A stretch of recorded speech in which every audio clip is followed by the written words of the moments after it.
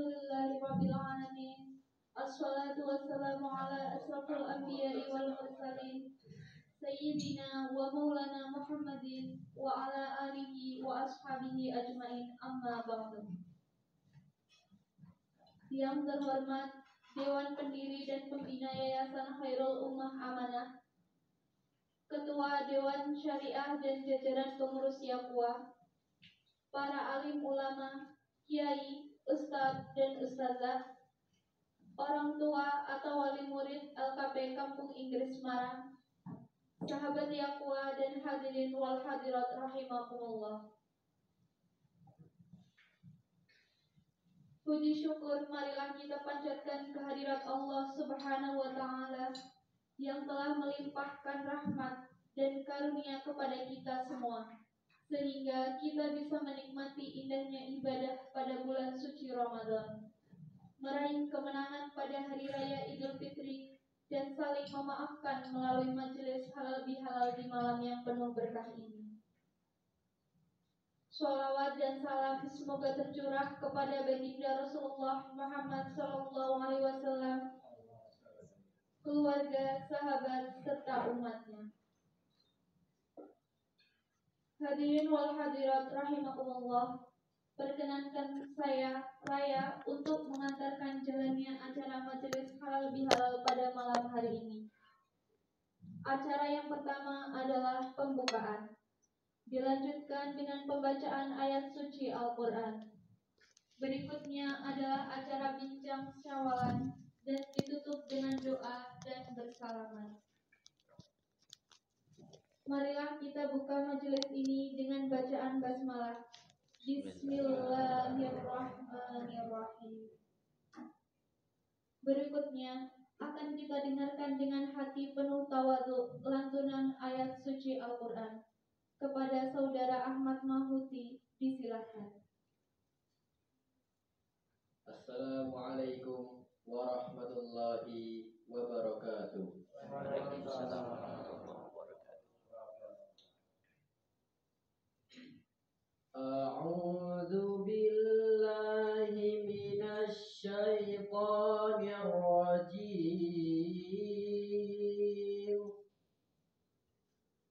Bismillahirrahmanirrahim. Wasari'u ila maghfiratin mir rabbikum wa jannatin 'arduhas samawati wal ard u'iddat lil muttaqin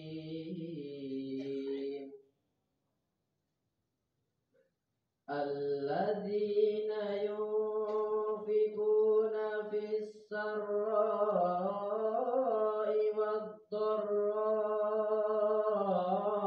wal kadhiminal ghaidha wal 'afina 'anil nas wallahu yuhibbul muhsinin.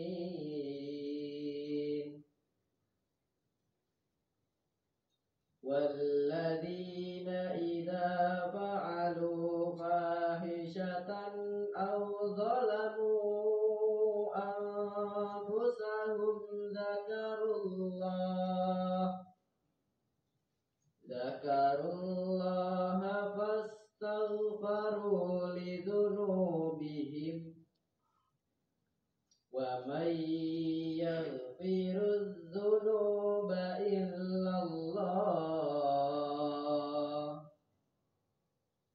ولم يصروا على ما فعلوا وهم يعلمون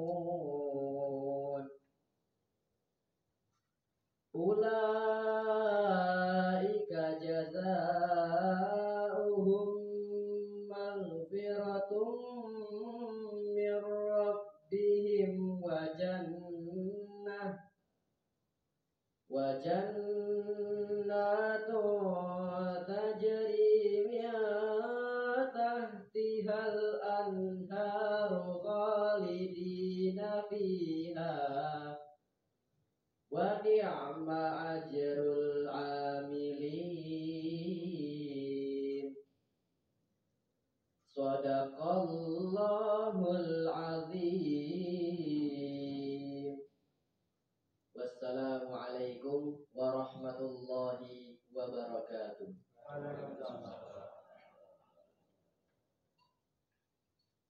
Hadirin wal hadirat, selanjutnya untuk mempererat tali persaudaraan, menambah bekal ilmu dan amal, marilah kita ikuti sambutan sekaligus bincang syawalan yang akan dipandu oleh pembina Yakwa. Kepada Bapak Haji Rohani MA, kami silakan. Assalamualaikum warahmatullahi wabarakatuh. Innal hamdalillah nahmaduhu wa nasta'inuhu wa nastaghfiruh wa na'udzu billahi min syururi anfusina wa min sayyiati a'malina may yahdihillahu fala mudilla lahu wa may yudlil fala hadiya lahu. Asyhadu an la ilaha illallah wahdahu la syarika lahu wa asyhadu anna Muhammadan abduhu wa rasuluh. Allahumma shalli wa sallim ala sayyidina Muhammadin wa ala alihi wa ashabihi ajmain. Amma ba'd.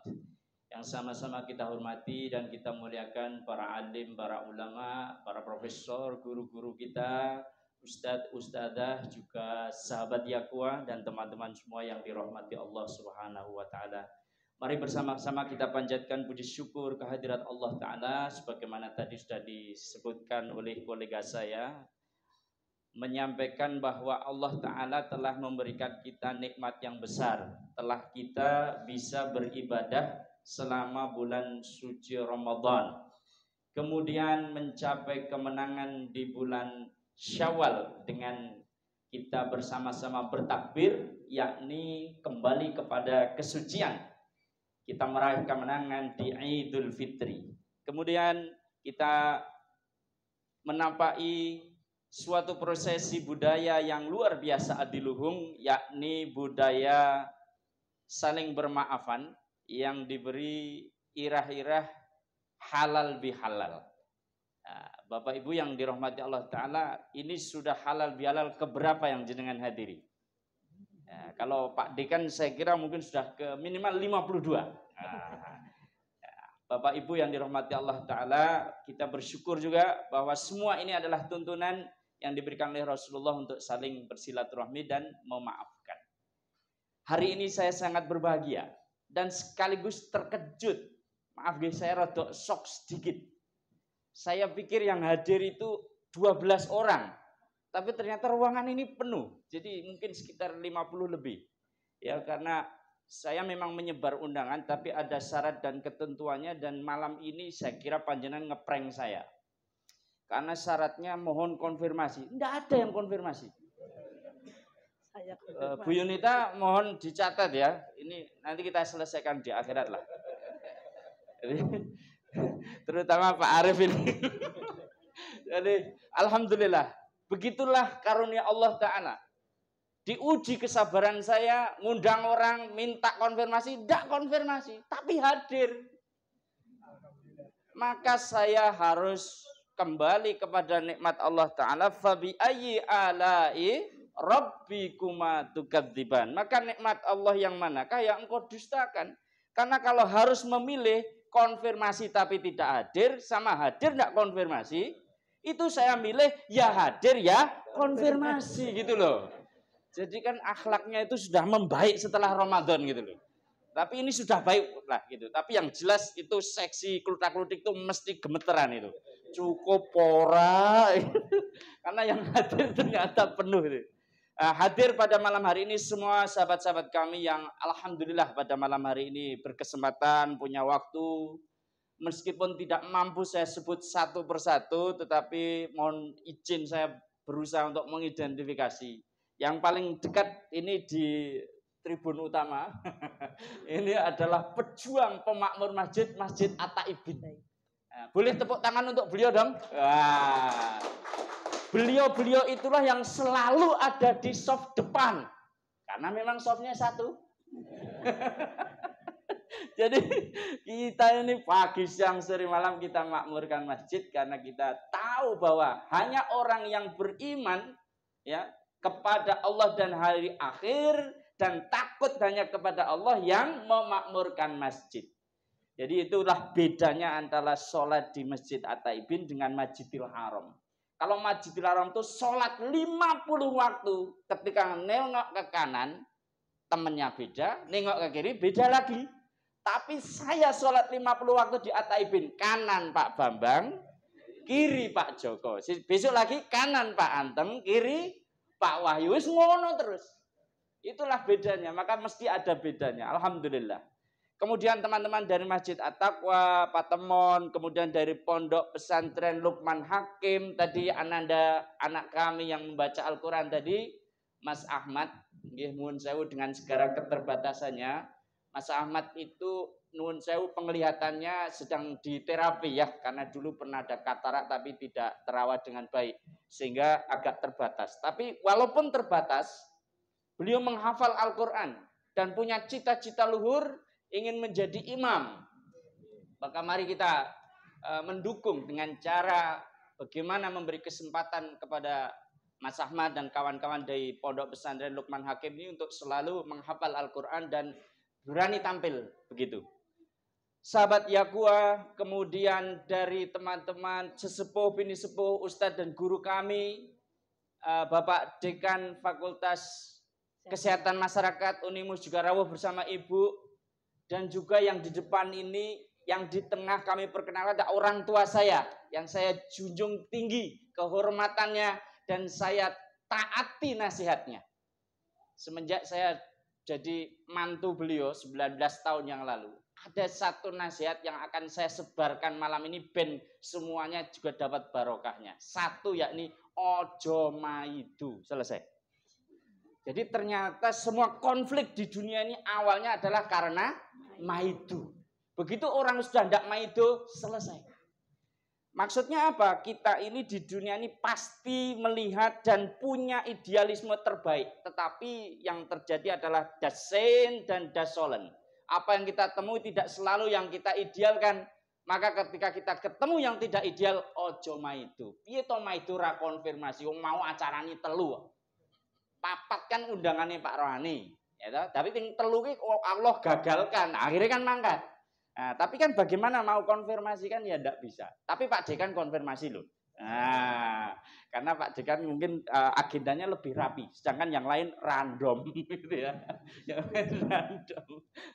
Alhamdulillah wa syukurillah, Bapak kami, sesepuh kami, pendiri yayasan menempuh perjalanan tidak pendek Bapak Ibu, 163 km dari Tegal ke sini. Naik kereta sampai ketinggalan kereta tadi. Karena apa? Mungkin saking tergesa-gesanya tiketnya ketinggalan. Nah, tetapi Allah menghendaki sampai ya sampai. Beli lagi di kota lain. Inilah beliau nih pejuang sejati. Beliau seorang pendidik, dulu guru SD, kemudian kepala sekolah, pengawas. Sekarang statusnya adalah MC. Nah, ngomong cucu gitu ya. Jadi saya sangat berbahagia hari ini bisa bersama-sama panjenengan sekalian sekaligus bersama orang tua saya. Teman-teman kami dari Kendal, dari Mas Haki itu dari Kendal ya. Kemudian Semarang Raya, USA, Ungaran Salatiga, Ambarawa itu USA. Kemudian dari masjid-masjid yang selama Ramadan ini berjuang memakmurkan masjid, Sugarawuh, Ustadz Nyisom, ada Ustadz Budi ya dari masjid apa Pak? Atin. Masjid Atin itu taman mini kan? Yang di Jakarta. Kalau di sini di Citra Gading. Alhamdulillah. Di sebelah kiri kita tidak asing Bapak dan Ibu sekalian. Beliau adalah Dewan Syariah kita yang selalu kita mintai nasihat dan selalu kita beri pertanyaan. Jadi kalau ada petikan hadis, kemudian hadis ini derajatnya apa, palsu apa asli, sahih apa dhaif atau hasan, beliau itu selalu bisa jawab. Jadi kalau ChatGPT ya bisa jawab, tapi kan ChatGPT tidak bertanggung jawab terhadap diri kita. Tetapi Ustadz Miftah selalu membimbing kita, alhamdulillah. Di sebelah kanan saya tadi Ustadz Miftah Pak Dekan kami perkenalkan, ini Ustadz Ahmad Miftahuddin MA dari Sudan. Sudan. Bolehnya dua-duanya. Oh ya, siap. Ya, siap. Baru tahu nggak Bang, kalau sebenarnya mimpi indah itu buruk. Gimana nggak buruk? Kan ceritanya kan lagi indah-indahnya nih. Gitu. Sudan itu Afrika atau Arab? Dibangunin kehidupan, bangsat. Kurang buruk apa tuh mimpi? Di sebelah kanan kita Dari adalah lubuk hati gue yang benar-benar dalam, gue pengen merit ya, Bang. Gue penasaran yang kan, pengen selalu tahu itu memberi gerbang kereta pelajaran beneran bisa masuk tentang terowongan kagak? hidup sih. Ibu Cuman yang jadi masalah kan merit itu pakai duit ya. Ada price listnya Pak. Gue kemarin dapat aslinya usulnya. Nugraha Cewek mantap Ningsih. 300. Ya, Wahyu hari ini. Kita lagi promo. Cewek penerima apa adanya lagi kosong. Jadi mau nggak mau gue nabung dong. Iya. Berarti selamat reuni, Pak. Nah, Biasanya ketemu di Zoom. biasanya ketemu di Zoom. Zoomnya Sekarang Atakwa. Zoomnya At-Taqwa. Masyaallah. Kami atas nama pengurus Yayasan Khairul Ummah Amanah, Bapak Ibu sekalian, nuwun sewu nggih, Yayasan Khairul Ummah Amanah diberi akronim dulu itu awal-awal tuh KUA, KUA. Enggak nyebutnya tuh KUA. Tapi enggak tahu kenapa sosialisasinya kurang tuntas sehingga banyak yang mengucapkannya tuh KUA. Sehingga menimbulkan nuwun sewu pertengkaran di rumah. Mau kemana Pak? KUA. Kok ke KUA gitu? Khairul Ummah Amanah. Pada bulan Desember tahun 2018 saya ingat beliau sesepuh kami memberikan petunjuk, tolong akronimnya jangan KUA tapi YAKUA. Biar apa? Biar tidak kesasar lagi. Mau kemana Pak? KUA, KUA. Nah itu. Sampai sekarang kemudian YAKUA. Hadirin wal hadirat rahimakumullah, kami melakukan kegiatan di 3 bidang, yaitu bidang pendidikan. Salah satunya adalah lembaga pendidikan ini, Pak Dekan dan teman-teman semuanya. Ini tempat kursus bahasa Inggris ya, lembaga kursus dan pelatihan LKP Kampo Inggris Semarang. Nuwun sewu, kami mohon maaf sekali acara malam hari ini diselenggarakan di tempat yang sangat sederhana, tidak sesuai dengan derajat dan pangkat panjenengan, serta semata-mata untuk satu kesehatan dan keselamatan. Karena biasanya kita di lantai 3 Pak, tapi ada masukan masalah perdengkulan Pak. Nah, ternyata masalah lutut itu kemudian menimbulkan ada ide di lantai 1 saja. Meskipun nuwun sewu barangkali ada ketidaknyamanan karena tempatnya belum seluas yang semestinya dengan sebegini banyak teman-teman yang hadir. Yang kedua, kami menyampaikan taqabbalallahu minna wa minkum. Semoga Allah Subhanahu wa taala menerima ibadah kita selama bulan suci Ramadan dan menjadikan kita hamba-hambanya yang bertakwa. Yang ketiga, kami menyampaikan permohonan mohon maaf lahir dan batin bahwa selama kita berinteraksi wabil khusus tahun terakhir mungkin ada kata yang kurang berkenan, sikap yang kurang pas, atau interaksi di media sosial atau interaksi secara langsung yang kurang pas, kami mohon maaf. Pendidikan. Kemudian yang kedua adalah persaudaraan. Nah, persaudaraan ini kami maksudkan sebagai interaksi positif sedemikian rupa sehingga kita ini saling support. Di depan saya ini guru saya, Pak kolega di UNES, Pak Dr. Kamsijo. Beliau setelah purna dari UNES fokus untuk memakmurkan masjid, juga yayasan Al-Amin. Kadang-kadang saya dibon ke sana. Nah, saya itu mau balik tarkam, antar kampung. Nah, saya mau menyampaikan bahwa itulah yang kita butuhkan. Ketika kita perlu, saudara kita sedang punya hajat untuk memakmurkan masjid, memajukan dakwah, menyiarkan agama, maka kita bersama-sama bantu dengan cara terbaik kita.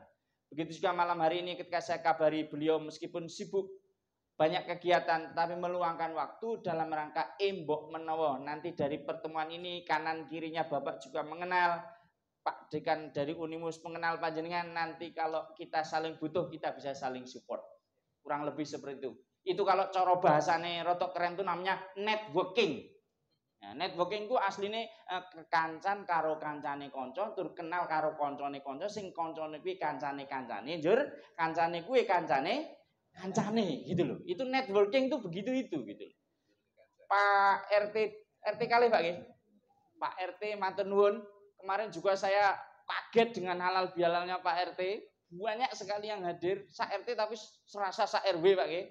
Luar biasa, malam ini juga hadir, matur nuwun sangat. Kemudian teman-teman, Pak Aji dan teman-teman, ini kami guyonannya kalau Pak Aji itu Syekh Lor apa Syekh Kidul, Pak? Syekh Lor, kalau yang sini Syekh Kidul. Nah, mari bersama-sama kita menggunakan waktu yang penuh barokah ini dengan sedikit berbincang. Tadi juga sudah saling berbincang, tapi kita juga akan berbincang.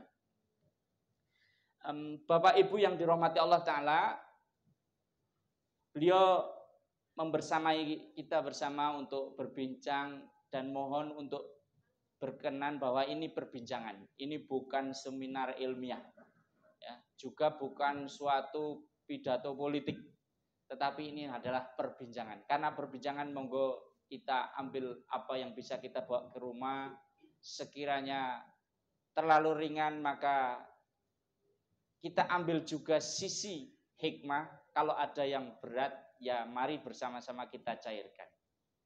Bu Dokter, monggo say hi dulu sambil tes mic. Assalamualaikum warahmatullahi wabarakatuh. Waalaikumsalam warahmatullahi wabarakatuh. Say hi sama orang-orang. Okay. Saya jadi bingung ini. Ini jujur saja karena permintaannya itu baru kemarin. Oh ya, alhamdulillah. Alhamdulillah, tapi alhamdulillah bisa. Ya, Ibu semuanya mungkin sudah kenal saya karena sudah sering kegiatan dakwah dari yang sebelum COVID ya Pak. Ya, dari yang sebelum COVID, kemudian saat COVID, dan ini sudah selesai. Jadi mungkin sudah banyak yang kenal. Tapi kalau yang sudah lupa ya diingatkan lagi, kenal lagi. Mudah-mudahan kalau ketemu di jalan ya masih oh ya ini dulu ketemu dia. Jadi saya kebetulan selain dekat dengan Yakuah juga dekat rumahnya. Jadi kalau kegiatannya di sini, insya Allah kalau pas saya tidak ada di, kalau saya ada di sana, insya Allah datang. Karena dekat rumahnya kira-kira ya 1 kilo juga ya Pak ya. 1 kilo lurus ke sana. Jadi mungkin kalau kegiatannya di sini, kalau dulu kita sering muter-muter, nah masih ikut muter-muter, kemudian setelah COVID kita jarang muter lagi. Matur nuwun Bu Dokter, nggih. Ustaz Miftah dulu, monggo. Assalamualaikum warahmatullahi wabarakatuh. Waalaikumsalam warahmatullahi wabarakatuh. Bismillah, alhamdulillah, wassalatu wassalamu ala rasulillah wa ala alihi wa sahbihi wa ala alihi. Terima kasih Ustaz Rohani, Bapak, Ibu-ibu atas undangannya. Undangan kemarin seperti Bapak Ibu sekalian untuk materi tadi pagi. Alhamdulillah. Dan hari ini lumayan banyak acara. Jadi semoga ada banyak. Alhamdulillah. Dan tadi pagi baru sempat takziah di Mertua Pak Haji. Setelah itu ada kegiatan besok orang sakit juga di kalian. Jadi mohon maaf nanti kaitan dengan materi tadi kalau disampaikan oleh Ustaz Rohani beberapa hadis sahih itu mohon izin semestinya yang lebih tahu barangkali Ustaz Rohani. Kami sekedar membantu untuk mencetakkan di referensi atau referensi utamanya di mungkin Bapak Ibu sekalian pernah dengar ada namanya kutub istiqah atau buku hadis 6 dan dilengkapi dengan ada jadinya 9. Ya, selain jadi disinggung karena nanti kita bimbang saja. Terima kasih. Matur nuwun Ustadz Miftah. Tapi ini benar-benar kami merasa selama ini bahwa mempunyai seseorang yang berkenan sharing ilmu, kami bertanya dan dijawab tuh suatu kehausan akan ilmu yang kita menemukan oase. Tidak semuanya, ya, tidak semuanya berkenan orang ditanya kemudian menjawab. Dan mungkin pertanyaan kami ketika awal-awal dulu kita berinteraksi kadang merasa apakah pertanyaan ini tidak terlalu naif, tapi alhamdulillah Ustadz Miftah selalu memberikan kita jawaban apapun pertanyaan itu. Alhamdulillah. Bapak Haji dipersilakan monggo menyapa putra wayah ini semuanya. Assalamualaikum warahmatullahi wabarakatuh. Waalaikumsalam warahmatullahi wabarakatuh. Alhamdulillahirabbil alamin. Alhamdulillah wa ma kunna linahtadiya laula an hadana Allah. Rabbi shrah li sadri wa yassir li amri wahlul 'uqdatam min lisani yafqahu qawli. Amma ba'du. Para sesepuh dari sedaya walaupun ini kakuk Jawa Putri ini buat berbuat ngapunten buat idit itu yang sesuai matur makin darah itu berbeda.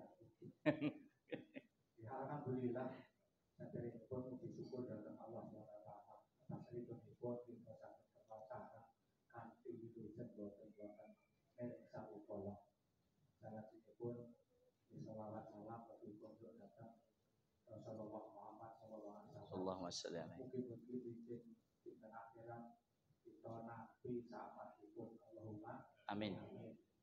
Bahwa Allah sebagai umatnya kita diberi janji bahwa diwasakan wasariu ila maghfiratun min rabbikum ayat bahwa bersegeralah mohon ampun kepada Allah dan surga yang sudah disiapkan yang luasnya seluas langit dan bumi untuk disediakan untuk orang-orang yang takwa. Mungkin kita supaya tergolong orang-orang yang bertakwa. Allahumma amin. Mungkin dawuhipun dari Rasulullah bahwa kalau kita bersilaturahmi karena ikhlas lillahi ta'ala banyak hikmahnya. Antara sipun kita jangan ustaz, kalau sanes ustaz ya, caranya jangan sembunyikan ilmu walaupun sedikit. Nah, sering bangun bagi ilmu. Agar diperbanyak silaturahim, panjang umurnya kanthi wirujeng sehat mata bila sehat juga dari karena Allah. Pulau utama niat silaturahim ketemu bapak ibu sedherek sedaya, terutama wau nyuwun dari pemandu acara memberi nasihat. Kalau sesepuh kok memberi nasihat, orang ini nasihat program putra wayah anak putu. Kebetulan pulau ya apa ya lahirnya isi zaman kuno, isi zaman orde baru. Dia anak itu dibatasi agar apa dengan itu dipilih kartu pabrik anaknya loro 2 saja cukup. Wadon bojone karo kali. Sing lanang pendiriyo mriko yen duwe bojo ya dilalem kancane dhewe. Makane sedulure Jakarta kan kula boten anggen gelem ya omah kene. Anggen Jakarta kuwi wong siji nang Semarang kok pas ketemune Jombada. Jombada wae ana pegawean ora baik. Pemane pegaweane dadi TNI Polri. Masa tugas orang ketemu. Mulane wau fatwa dari pembaca Al-Qur'an wasari ila tafsir bersegeralah mohon muslim kados wau bersegeralah minta maaf, aja coba njaluk ngapura. Nah, iki pesane para ustaz. Wae yang aku iki kok sempate njaluk ngapura. Coba ada. Anggere bada maitu. Ora maitu cukup. Nah, iki godaane wong mutakin mengajar. Ulang-ulang nggih boten menggurui data para sesepuh. Wong jarene iki sharing apa ilmu kita yang dibagikan kepada sesama. Mudah-mudahan kita bertemu begini bisa meningkatkan keimanan dan ketakwaan kepada Allah. Karena kita lahir juga karena Allah. Lahir sehat karena Allah. Gede bisa sehat, sekolah lulus, jadi pegawai ya karena Allah. Banyak rezeki dari Allah. Kemudian mungkin usaha yang bisa berhasil karena Allah. Kapan kita bersyukur kalau tidak dari sekarang pula? Maka dari itu ya kita sudah dijanjikan Allah kalau kita bersyukur insya Allah ditambah nikmat. Kalau tidak bersyukur insya Ustaz benar bahasa adab yang sangat pedih. Mulai kita sedikit banyak cuma itu baru ya surat berdino ya kesel ini orang suki-suki dan itu masih itu kan Gusti Allah dan kita ya berserah kepada Allah, takdir sudah diberikan Allah kepada kita semua secara ikhlas menerima. Maka dari itu ini kepada anak cucu kita ya berusaha insya Allah kalau kita bertakwa Allah akan memberi jalan. Insya Allah akan mendapat petunjuk. Yang penting jangan minta petunjuk pertolongan kepada selain Allah. Punya benih kiai mbah akhirnya sudah disirik, maka sirik akan jadi kafir, tidak disukai oleh Allah. Maka dari itu ini pesan kepada anak cucu ya, kita memohon pertolongan kepada Allah. Nah, semua perintah Allah yang mutakin harusnya melaksanakan perintah Gusti Allah. Aja nurut karo dokter ambil kaki resep nurut ya dibaca tok resepnya tapi obatnya ora dipangan mari kok ta. Nah, kaya Gusti Allah menciptakan Al-Qur'an dibaca tapi ora dilakoni perintah. Padha wae dokter mari resep dibaca tapi obatnya ora diminum, ora dilakoni. Ya akhirnya penyakitnya ora mari. Padha wae Gusti Allah menciptakan Al-Qur'an dibaca tapi ora diamalkan. Ya pada wae orang mutakin. Apa mana kita jadi orang yang kafir, tidak disukai oleh Allah. Itu bukan jangan jadi orang sesepuh loh. Dari ini kan datang anak bodoh.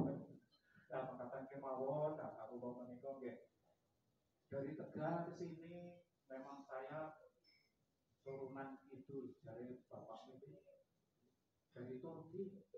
Agar mau Tegal itu agak Turki ini dari Banyumas, agar Semarang ini Turki benar dari Solo. Saya keluaran izin Solo tahun 70, terus diekspor ke Tegal. Kemudian Tegal dia langka bumbu, langka pegawai Pemda. Asalnya Tegal itu kebanyakan dari Solo, Jogja, semua dari sana. Kalau saya menikah pulau, ya alhamdulillah bisa Tegal mengelak. Sambung dangu ini bab besar bersama wonten Solo. Saya itu sudah keluarga pensiunan. Alhamdulillah usia kan lebih 74. Alhamdulillah. Saya diparingi sehat dan Gusti Allah. Bila kita ya tapi kita senantiasa bersyukur kepada Allah. Apapun yang terjadi, takdir kita terima dengan ikhlas. Maka mawon matur nuwun nggih Bapak Haji. Wassalamualaikum warahmatullahi wabarakatuh. Waalaikumsalam. Kalau tentang kesehatan, saya yakin konsultasinya kepada dokter gitu dokter. Tapi kalau bukti sehat, saya lebih percaya orang tua saya karena sudah 74 tahun. Jadi beliau sudah mengamalkan bagaimana cara sehat. Bu dokter punya resepnya. Bu dokter, bisakah diberikan gambaran sebenarnya setelah kita puasa sebulan, kemudian sekarang sudah Syawal, itu ada enggak perilaku sehat yang semestinya dijaga?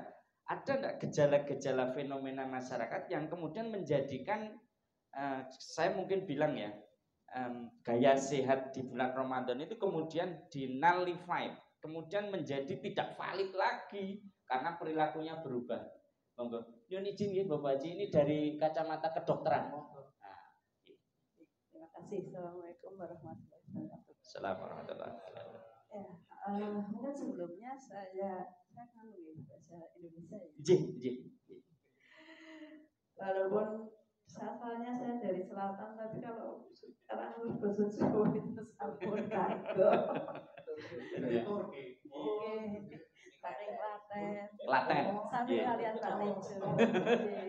Tanggi nggih. Dalam ceper menika sama.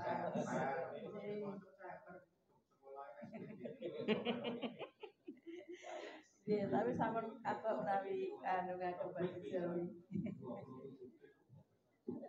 Jadi sebelum ininya kita ini kan dulu pada saat puasa.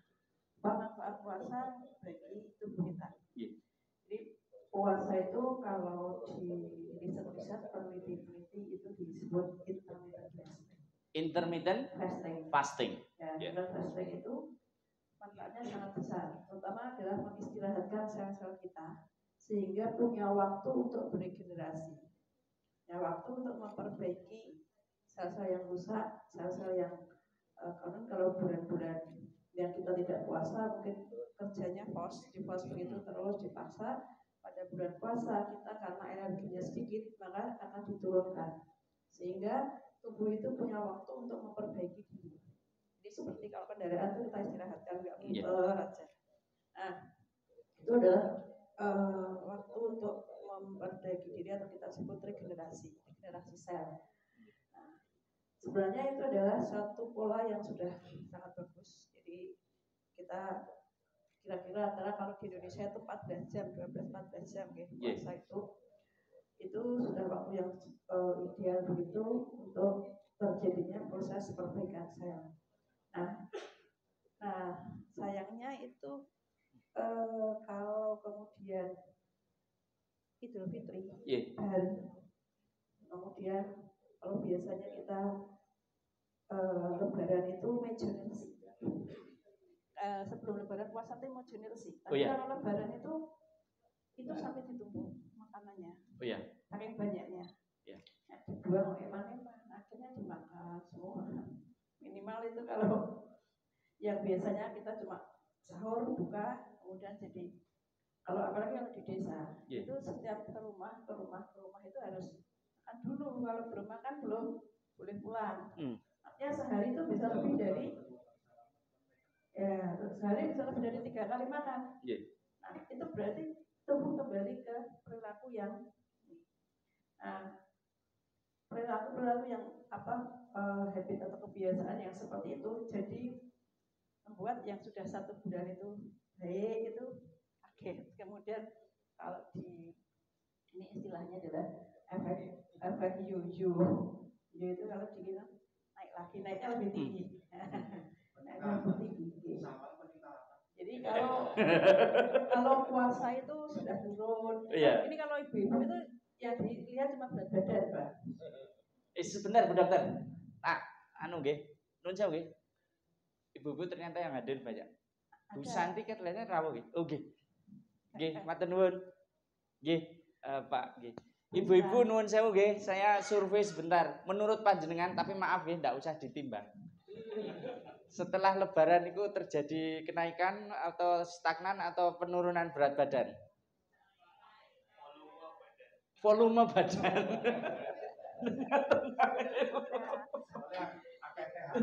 Ya, jadi itu tadi efek yo-yo itu tadi. Efek yo-yo ya. Maksudnya jadi turun 2 kilo, naik 5 kilo. Naiknya 6. Itu efek yo-yo. Efek yo-yo.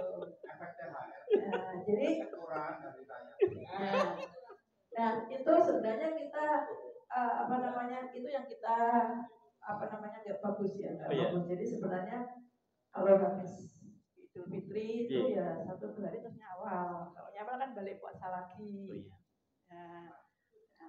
Nyawal puasa lagi. Nanti lanjutkan Senin Kemis puasa sunnah. Nah itu sebenarnya akan terjaga. Tapi kalau belum ke sana, itu dirubah dari yang kita cuma 2 kali menjadi 5 kali. Ya itu tadi jadi turun 2 kilo. Nah ini kalau hanya dari berat badan ya itu belum dari yang lain-lain. Lain-lain itu termasuk dari semua kegiatan ya. Kegiatan yang sudah bagus 1 bulan kita ini. Nah terus karena entah itu budaya, entah itu yang mungkin budaya juga ya di tempat kita itu. Mohon maaf Bu Dokter tadi jadi ternyata ya syariat puasa sunnah Kamis ya itu mestinya bagus segera ya. Maksudnya setelah Lebaran yang 6 hari ya. Sebentar Bu, mumpung kelingan ke Ustadz Miftah dulu. Sebenarnya syariatnya harus 6 gelondong atau 6 pelontreng boleh enggak? Boleh. Tidak harus urut. Tapi samal ya.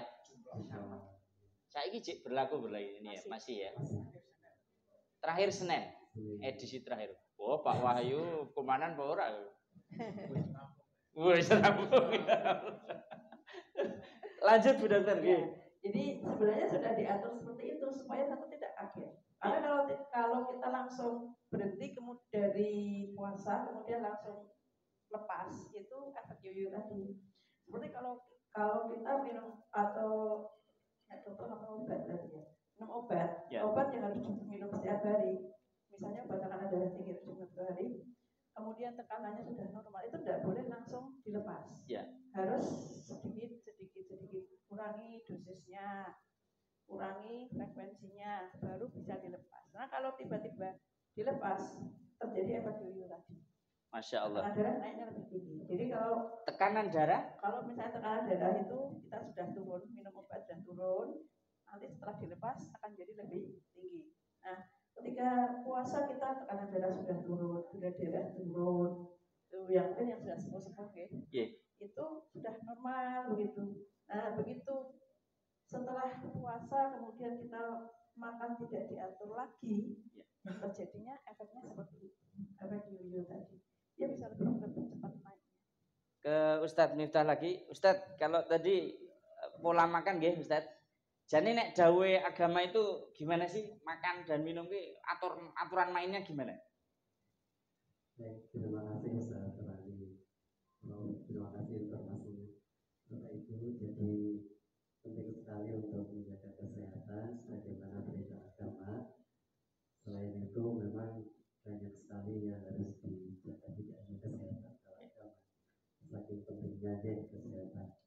Jadi kaitan dengan menjaga kesehatan ada beberapa hal yang diperhatikan. Yang asli bukan wilayah kami semua tapi berkenaan ada kaitannya dengan makanan, istirahat, olahraga. Untuk yang makanan, kalau di beberapa referensi untuk kalau di Al-Quran ada kulu washrabu wala tusrifu, minum makan tapi jangan berlebihan, secukupnya. Berlebihan makanya ada gizinya untuk berat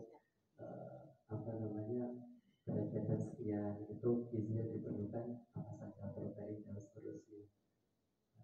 Kaitan dengan belum lagi ada halal dan thayyiban, yang dimaksud dengan halal itu apa, thayyiban seperti apa. Kalau halal itu kan ada 2 kriteria. Yang pertama memang yang diasup itu halal secara agama, diperbolehkan. Terus selain itu cara mendapatkannya, bisa jadi barangnya halal atau maksudnya boleh dimakan, misalnya katakan daging dan seterusnya, tapi cara mendapatkannya ada baik, itu nanti bisa efeknya juga ada baik. Terus kaitan dengan thayyiban juga, itu tadi ada kaitannya yang baik seperti apa. Kalau di hadis itu Jadi buruk-buruk orang memenuhi wadah atau bejana itu memenuhi perut. Kalau memang nggak bisa harus diisi, itu sepertiga untuk makanan, sepertiga untuk air, sepertiga nanti untuk udara. Meskipun kita sering dengar kita kaum yang tidak makan sebelum merasa lapar dan berhenti sebelum kenyang. Itu dari sisi makna baik, tapi untuk dari keabsahan hadis itu tidak sampai derajat kesahihan. Pernah kami cek kaitan dengan keabsahan itu. Di artikel-artikel juga banyak kaitan dengan keabsahan hadis tersebut, tapi secara makna itu sangat baik sekali, tidak berlebihan. Tentang wala tusrifu ya Ustaz. Kalau secara syara ada enggak batasannya, ini sudah masuk tusrifu atau belum gitu? Islam sendiri disesuaikan dengan masing-masing karakter dan baik itu tadi dirinya atau apa yang dibutuhkan. Ketika melebihi itu ya sudah masuk kategori. Berarti kalau misalnya kita menggunakan kaidah pengukuran secara medis ya, itu bisa ya, artinya dalam hal ini tusrifu itu, saya ke Bu Dokter dulu ya. Bu, kapan sih kita disebut berlebihan minum sama berlebihan makan itu? Kalau berlebihan makan itu, jadi sebenarnya kita itu harusnya seimbang. Yeah. Masuk 100 keluar 100 itu seimbang. Masuk 100 keluar 100 itu seimbang. Nah, kalau masuk 200 keluar 100 yang terjadi kelebihan berat badan ini dari segi energi dulu ya. Yeah. Kelebihan berat badan berarti sudah berlebihan. Rumusnya semudah itu. Iya. Maksudnya gini loh. What is gembrot? Iya. Gembrot is when your output is less than your input. Yes. As simple as that. Yes. Berarti rak perlu to botok rumus ngene-ngene, sing penting mlebune disithiki metune dakai langsing. Iya, betul. Garansi enggak? Garansi. Loh, berarti iklan-iklan ini ngapusi tuh. Iya. Kan aslinya gampang. Itu sesimpel itu karena saya fisiologi ya. Jadi sesimpel itu sebenarnya. Hanya kadang-kadang dia dengan ini tidak menyadari perubahan. Dengan bertambahnya umur, itu kebutuhan itu sudah menyadari menurun. Loh, saya dulu makan segini tidak apa-apa, sekarang ya berlebihan. Segitu ya ada berlebihan. Dan dulu sini ke kampus itu jalan kaki, sekarang jalan bensin. Ya kan beda.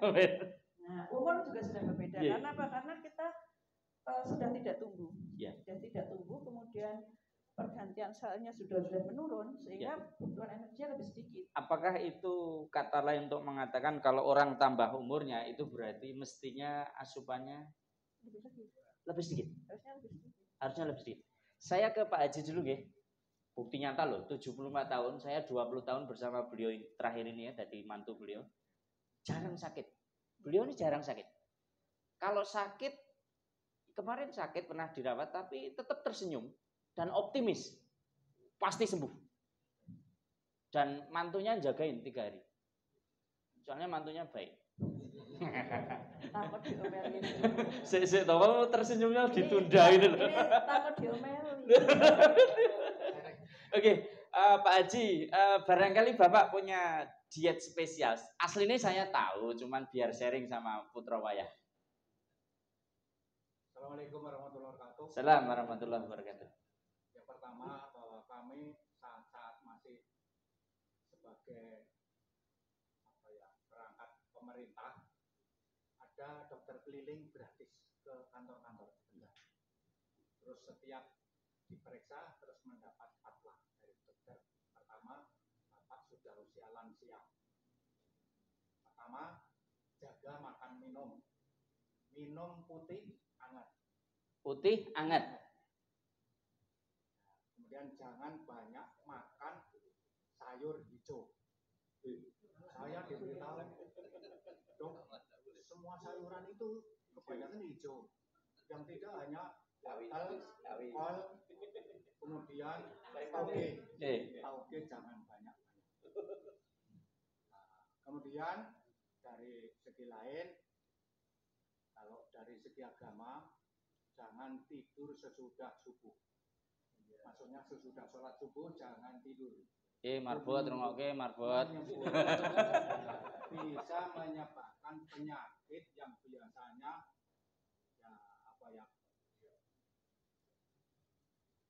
gendut, lumpuh dan sebagainya itu. Juga jangan tidur sesudah asar. Ini umumnya akan menjadi linglung.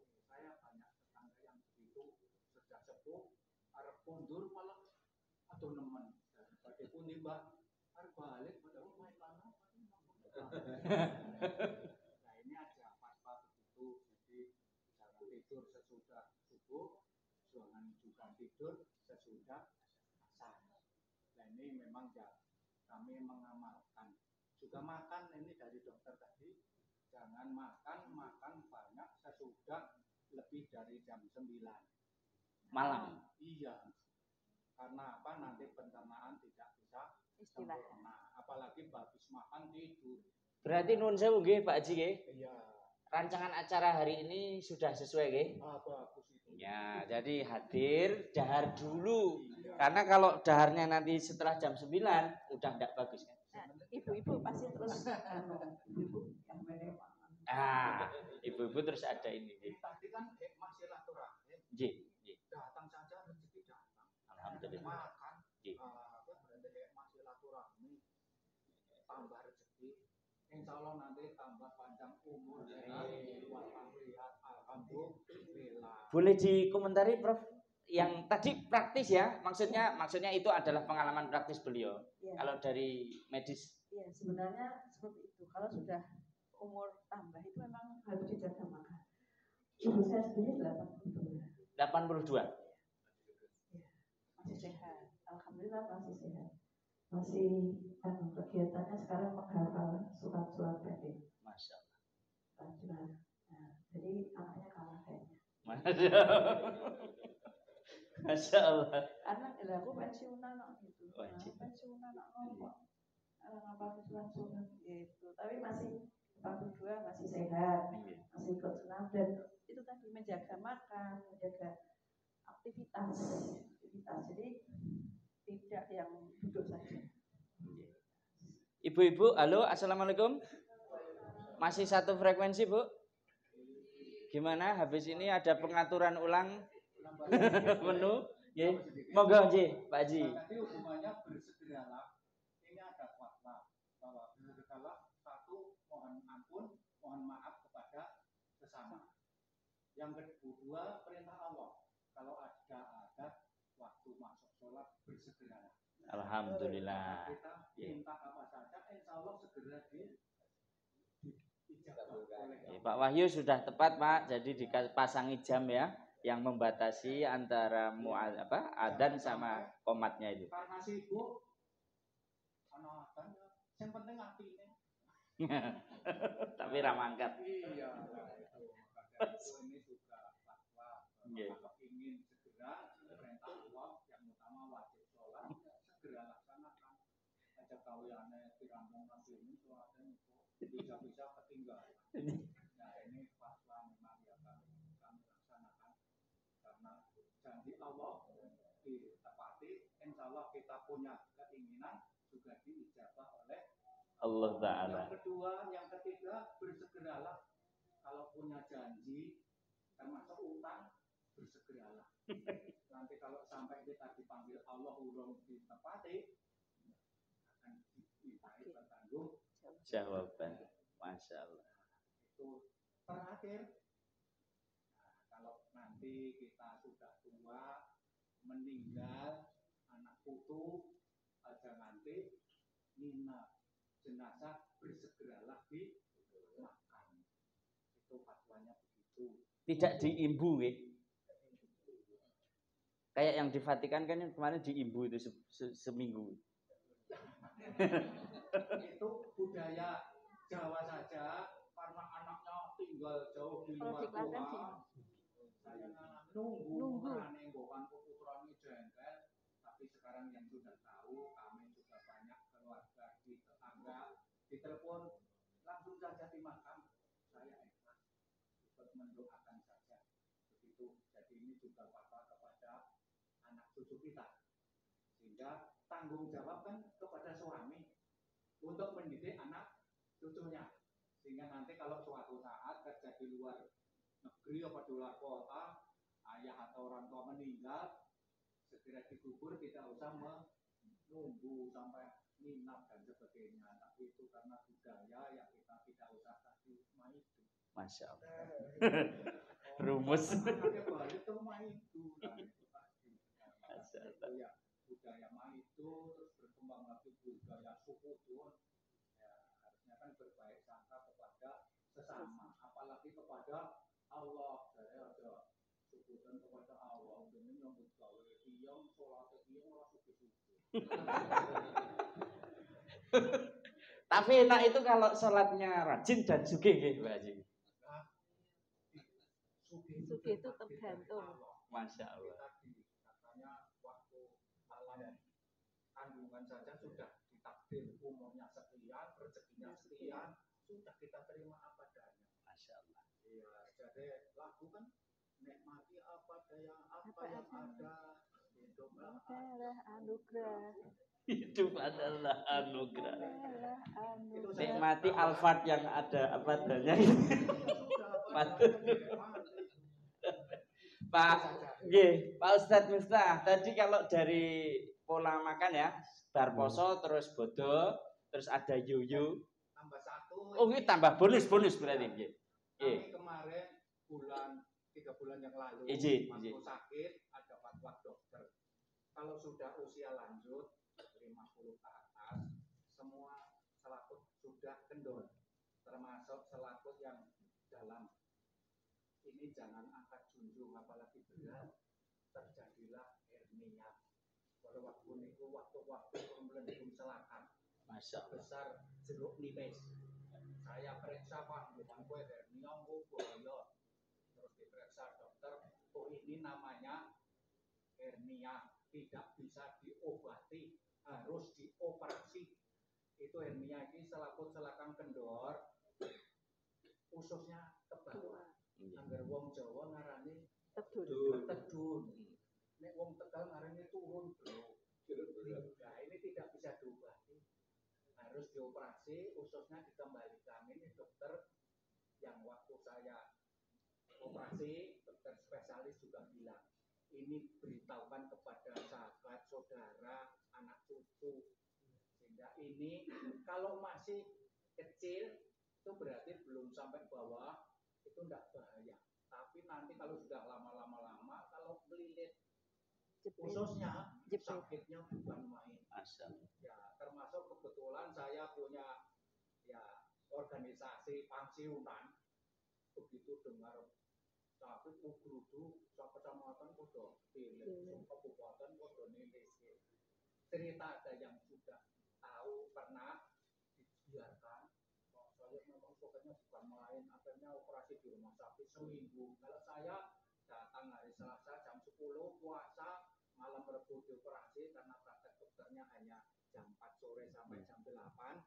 Ini dari anak mantu yang bagus, nunggu. Malam Rabu dioperasi jam 10 selesai, pagi Rabu di sana, Kamis diperiksa sehat, pulang. Jadi 2 hari cukup pulang. 5 hari jangan aktivitas, jalan kaki saja boleh, tapi lari tidak boleh. Bonceng motor boleh, naik motor tidak boleh selama 5 minggu. Alhamdulillah ini sudah kembali.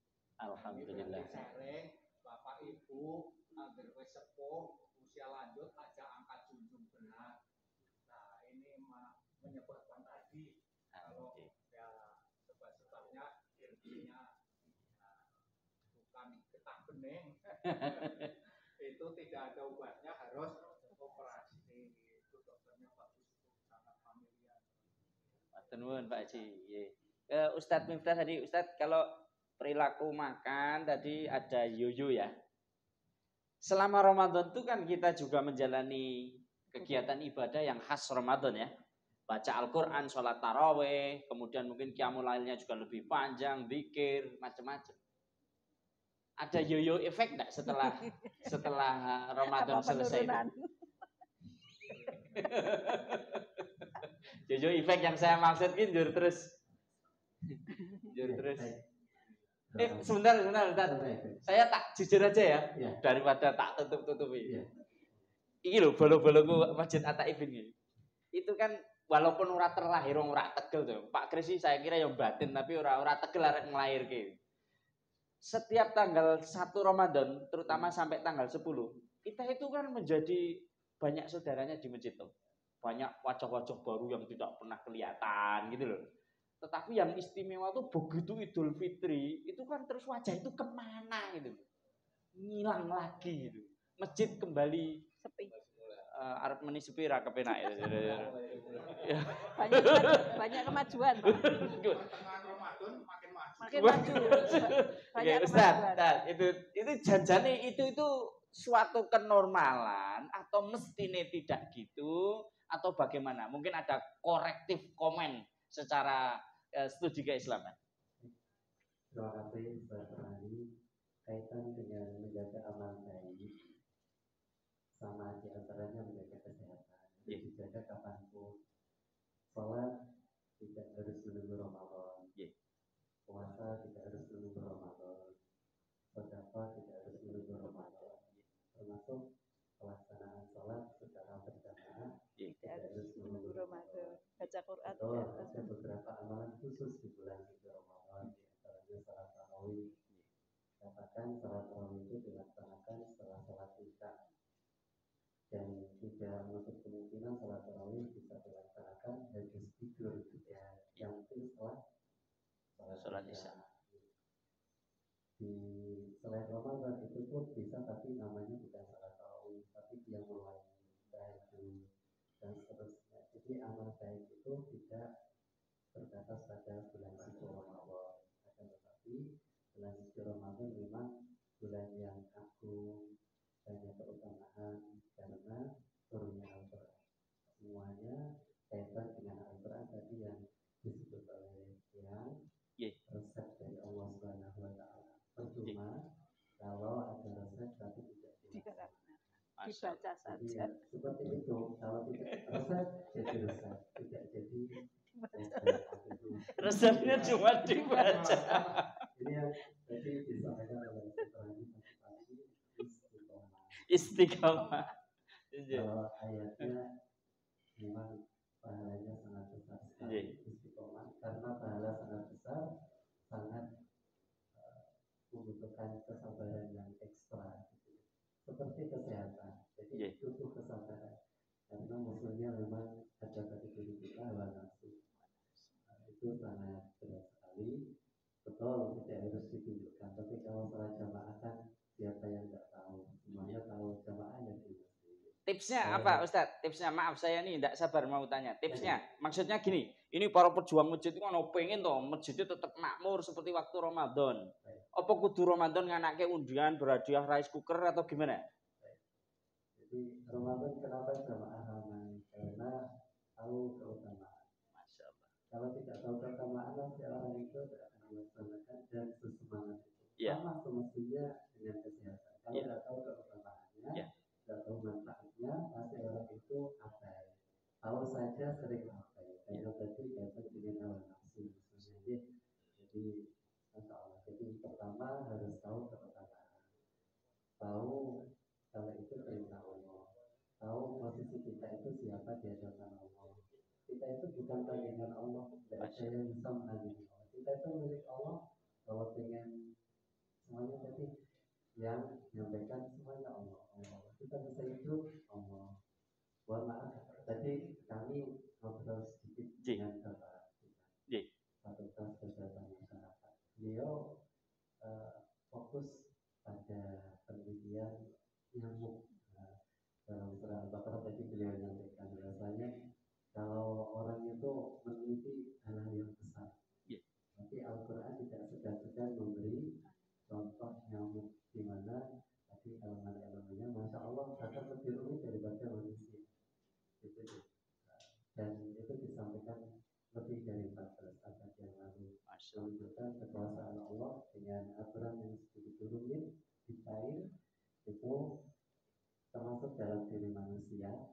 semuanya tidak main-main. Itu pun kalau manusia mau main-main, sekali tiupan tidak butuh 2, 3, 4 tiupan semuanya akan hancur.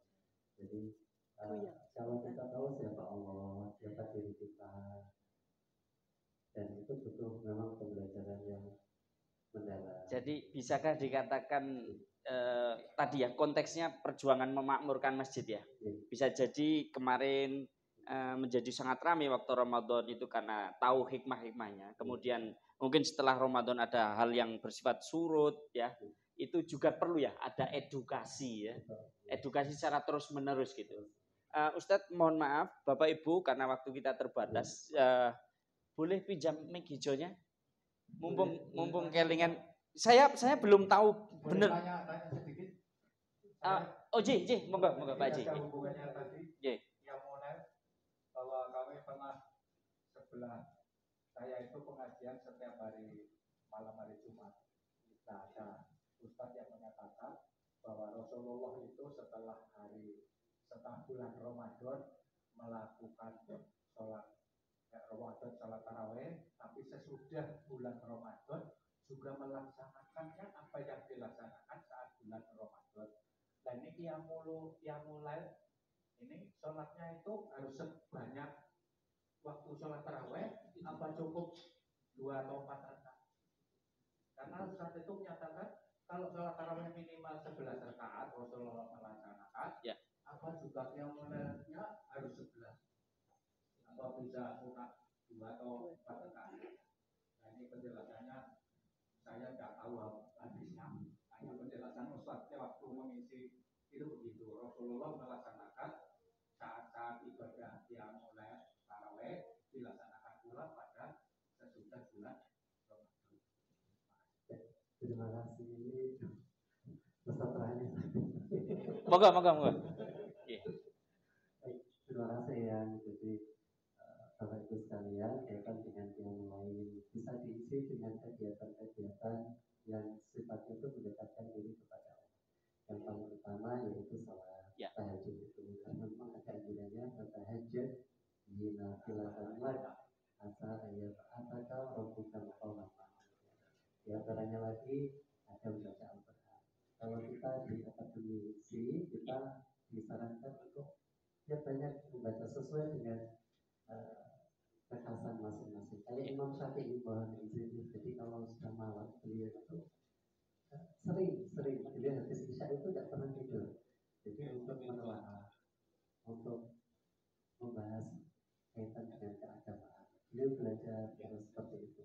Itu juga masuk kategori yang mulai. Jadi cuma memang ada beberapa amalan-amalan kaitan dengan sholat tadi tahajud minimal 2 rakaat. Syukur-syukur bisa lebihnya sekuat kita. Tidak ada batas. Tidak seperti sholat tarawih 11 rakaat tidak. Ya, kalau di titik kajian di titik itu kaitan dengan batas maksimal untuk sholat tahajud, di situ tidak dijelaskan apakah 8 ataukah 20 ataukah 36 atau 40 tidak ada. Jadi sekuat kita. Rasulullah kalau dia mulai itu kalau di ayat Al-Muzammil ya ayyuhal muzammil qumil laila illa qalila. Jadi dirikanlah yang mulai itu sepanjang malam kecuali sedikit. Nisfahu awinus minhu qalila. Setengah bisa kurang atau lebih dikit. Jadi Rasulullah itu kalau membagi malam ya. Jadi setengahnya untuk setengahnya itu untuk istirahat, setengahnya lagi untuk ibadah. Tadi disebutkan nyamuk ya. Mumpung karena saya belum tahu. Pak Dekan berkenan nggih? Karena penelitiannya tentang nyamuk. Mungkin 1 atau 2 hal yang kita orang awam tidak tahu tentang nyamuk. Moga Pak Dekan. Ternyata gitu Pak Dekan. Assalamualaikum warahmatullahi wabarakatuh. Banyak orang itu, ini pengalaman saya. Ketika saya bareng Kuning hidup dalam satu kelas yang sama, itu ceritanya mau riset apa? Saya kan memang sudah 10 tahun waktu itu mendalami kena nyamuk.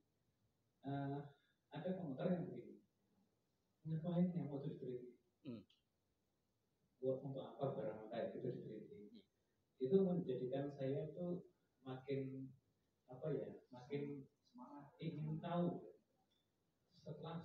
saya baca lagi Al-Baqarah 26 beserta tafsirnya. Kenapa Allah menciptakan mencantumkan nyamuk di situ? Kan konon di zaman jahiliyah itu orang Arab itu menghina orang lain dengan otaknya seperti otak nyamuk. Itu orang sangat marah sekali kalau bisa langsung membunuh ketika dibilang gitu. Itu barang olok-olokan yang paling rendah. Gitu. Tetapi dengan barang olok-olokan yang rendah itu Allah menjadikan sebagai simbol betapa berkuasanya, betapa kuasanya Allah di situ. Nah, itu saya kemudian kalau kita baca kan dengan perumpamaan itu banyak orang yang disesatkan dan dengan perumpamaan itu banyak orang yang diberi petunjuk. Nah, saya makin tertantang di situ. Saya ingin mencari petunjuk yang banyak di situ apa saja sebenarnya. Nah, dalam konteks sempit di bidang kesehatan itu sebenarnya saya dapat mengambil pelajaran yang banyak. Allah mengajarkan kepada manusia untuk bisa menghindari banyak penyakit dan hidup sehat dengan cara memahami hidupnya nyamuk. Misalnya sekarang Semarang apa namanya wilayah demam berdarah. Oh iya. Nah, kemudian kenapa demam berdarah itu dengan memberantas nyamuk? Karena ternyata ditularkan melalui nyamuk itu. Karena manusia belum bisa membunuh virus. Sampai sekarang belum ada hasil pemikiran dan teknologi dari manusia yang bisa membunuh virus. Jadi kalau sudah takut kemasukan virus, ya tinggal banyak minta mohon ampun saja supaya mendapat kemurahan dari Allah. Karena tidak ada obatnya, tidak ada antinya. Nah, maka kemudian Allah mengajarkan kepada manusia ya hidup yang bersih. Caranya bagaimana?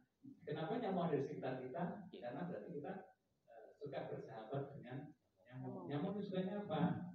Air yang tergenang yang dibiarkan lama. Nah, kalau sekarang sih sudah banyak berubah ya. Rumah-rumah banyak genangan air, tapi sudah dengan sistem perpipaan. Itu nyamuknya dengan kalapabut juga. Tapi nyamuk itu benar-benar diberi kuasa yang luar biasa. Diracuni bisa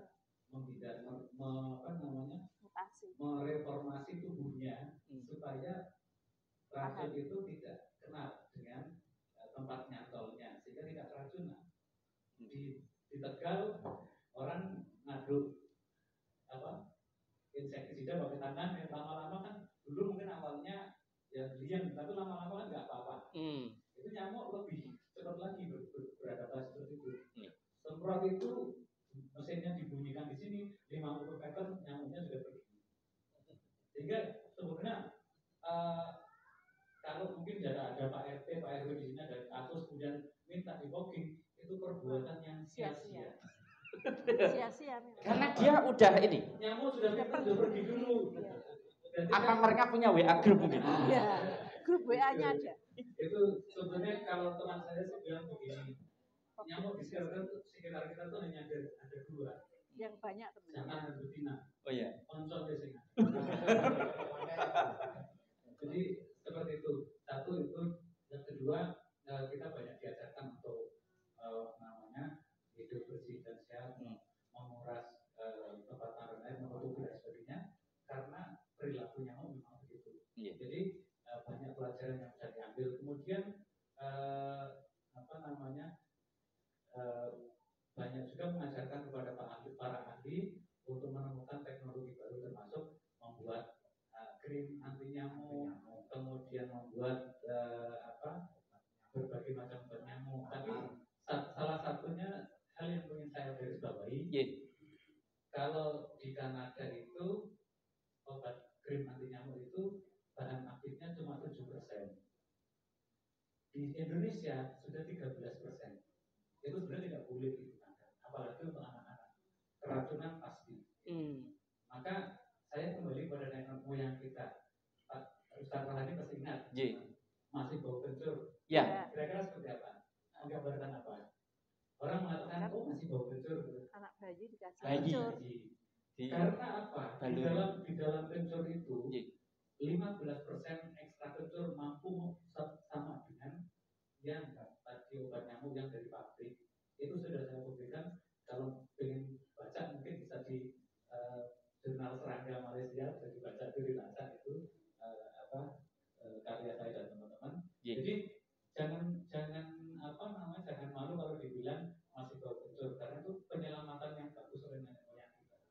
menggunakan bahan alam di sekitar kita. Semuanya dari pelajaran yang Allah berikan, perumpamaan yang diberikan karena nyamuk itu tadi. Teman-teman, ini pengumuman ya. Kalau pengen sainsnya bagus dan landasannya Al-Quran, sekolahnya di Unimus. Maaf, kita UNES ya atas. Saya terkesima Pak dengan Pak. Saya Pak teratap ini yang benar tuh yang gini ini gitu loh. Unimus dengan UNES itu saudara. Saudara ya? Kan rektornya juga. Oh iya, rektornya pinjem. Jadi saudara. Jadi kita bersaudara. Kita bersaudara. Dilanjut Pak dengan kurang sedikit. Okay. Tadi masih ada yang terputus, mohon maaf. Publikasinya. Jadi kalau apa namanya Inna Tuhan yastahi ayat 5 selama bau Tuhan, dan selanjutnya kan orang-orang beriman meyakini itu dari perumpamaan itu benar datangnya dari Allah. Tapi orang-orang yang tidak beriman, mereka bertanya ngapain Allah membuat nyamuk segala itu bahasa alamnya. Jadi kalau kita meremehkan nyamuk, itu berarti kita sama dengan meremehkan orang yang tidak beriman. Sekali ngomong kita nyamuk dalam diri barang moko, itu berarti kita meninggalkan keimanan kita terhadap Allah Subhanahu wa taala. Ya kan gitu aja. Masya Allah. Tepuk tangan dong untuk Pak Jekan dong. Masya Allah. Nih, oke, moga Pak Ji. Sekedar Pak Ji. Kehidupan kita dengan nyamuk. Kami sedikit juga penelitian. Juga diberi fatwa. Jangan menyalakan lampu di dalam rumah sebelum di luar. Dan juga jangan mematikan lampu di luar sebelum di dalam. Karena nyamuk senang tempat yang terang. Maka dari itu kami juga mempraktekkan waktu dulu begitu nyamuk buka pintu di luar sudah dimatikan, buka pintu maka dari itu mematikan lampu harusnya di dalam dulu baru di luar. Maka sebelum matahari terbit di luar jangan dimatikan dulu, baru di dalamnya sudah terang baru di dalam matikan dulu agar nyamuk tidak masuk ke dalam. Ternyata kami mempraktekkan, saya tidur tanpa selimut, bahasa Tegal udah berani. Ini kan hanya terapi sedikit gampang. Jadi jangan sampai menyalakan lampu di dalam mendalui di luar. Juga mematikannya, jangan mematikan di luar dulu sebelum di dalam dulu baru di luar. Sehingga di luar sudah terang, masih terang, di dalam sudah dimatikan. Kecuali yang di dalam biasanya di dapur lagi sibuk ya tidak masalah karena tidak diliputi untuk tempat tidur itu begitu. Kami juga melaksanakan itu, ternyata juga begitu. Juga jamu cabai puyang, termasuk tadi orang tua dulu beras kencur itu diminum harian. Ternyata orang tua saya itu nyamuknya nggak mau gigit, katanya darahnya pahit. Jadi tidur tanpa selimut, tanpa baju, berat. Apa tadi jamunya Pak Ji? Ini beras kencur dengan cabai puyang. Lempuyang, kalau di sini ya, tapi jarang sekarang orang makan lempuyang. Dulu lempuyang diparut, nanti airnya untuk jamu biasanya dicampur garam sedikit, nanti parutannya untuk bumbu masak urap. Perubahan itu dicampur dengan sambal kelapa itu biasanya dimakan enak, tapi zaman now rapor berguna. Masalah. Ternyata orang tua saya katanya jamu itu orang tua tidur tanpa selimut. Dulu kan tidak ada kelambu. Masalah. Ternyata iya benar, nyamuk orang begini soalnya darahnya pahit. Bapak Ibu yang dirahmati Allah Ta'ala, seandainya nanti kundur kemudian tetangga atau saudara bertanya, halal bihalalnya di Yakwa apa oleh-olehnya, silahkan untuk menyampaikan informasi yang benar bahwa Allah Subhanahu wa Ta'ala memberikan kita jalan untuk hidup baik secara peribadahan ya, dengan beribadah secara konsisten, istiqomah ya, Ramadan maupun di luar Ramadan, kemudian hidup sehat dan juga menjalani ya, dari tadi pengalaman itu menjalani seperti yang sudah disampaikan Pak Haji tadi. Kemudian yang Pak Dekan tadi disampaikan dengan luar biasa mempesona adalah mendasari ilmu dengan ilmu sains dan ilmu bergandengan ya Pak Dekan. Innallaha la yastahyi ayyadriba mathalan ma ba'udatan fama fawqaha fa'ammal ladzina amanu faya'lamu annahu al-haqqu min rabbihim wa ammal ladzina kafaru fayaquluna madza aradallahu bihadza mathala yudillu bihi katsira wa yahdi bihi katsira wa may yudillu bihi ilal fasiqin. Ya cah nom-nom nek ngaji iki kaya Pak Dekan iki ya diwaca ya dingerteni maknane ya diriset. Gitu loh. Jadi aja dipisah-pisah. Sekolah ki mbok apa jurusanmu tetep landasane Al-Qur'an. Kita bubar ya wis bengi. Alhamdulillah. Mbak MC mana Mbak MC? Nggih. Bapak Ibu yang dirahmati Allah Ta'ala, matur nuwun sangat, kita sudah berhenti sejenak dari hiruk pikuk dunia kita, bareng-bareng menyambung silaturahmi, dan moga-moga kita pulang dengan membawa tambahan tambahan persaudaraan, ilmu dan juga amal. Saya mohon maaf nanti setelah ini, mohon maaf karena ruangannya tidak begitu besar, ya sesuai dengan kemampuan saling bersalaman. Tidak harus dikoreografi karena ruangan yang terbatas, dan akan sugeng kundur. Ketemu lagi di kesempatan yang lebih baik insyaallah. Sekali lagi taqabbalallahu minna wa minkum wa syamana wa syamakum wa kulli amin bi khair wa antum bi khair. Nasrun minallah wa fathun qarib wallahu al-muwaffiq ila aqwamit thoriq. Assalamualaikum warahmatullahi wabarakatuh. Hadirin wal hadirat, sampailah kita di penghujung acara halal bihalal sahabat Yakwa pada malam hari ini. Terima kasih atas kehadiran Bapak dan Ibu. Semoga Bapak dan Ibu senantiasa dilimpahkan nikmat kesehatan dan keberkahan. Sampai berjumpa kembali di lain kesempatan. Selanjutnya mohon berkenan untuk saling berjabat tangan. Billahi taufiq wal hidayah. Wassalamualaikum warahmatullahi wabarakatuh. Waalaikumsalam warahmatullahi wabarakatuh. Allahumma sholli ala Muhammad ya Rabbi sholli alaihi wa sallim. Muhammad ya Rabbi sholli alaihi wa sallim. Allah ya Rabbi sholli alaihi wa sallim. Allahumma sholli ala Muhammad ya Rabbi sholli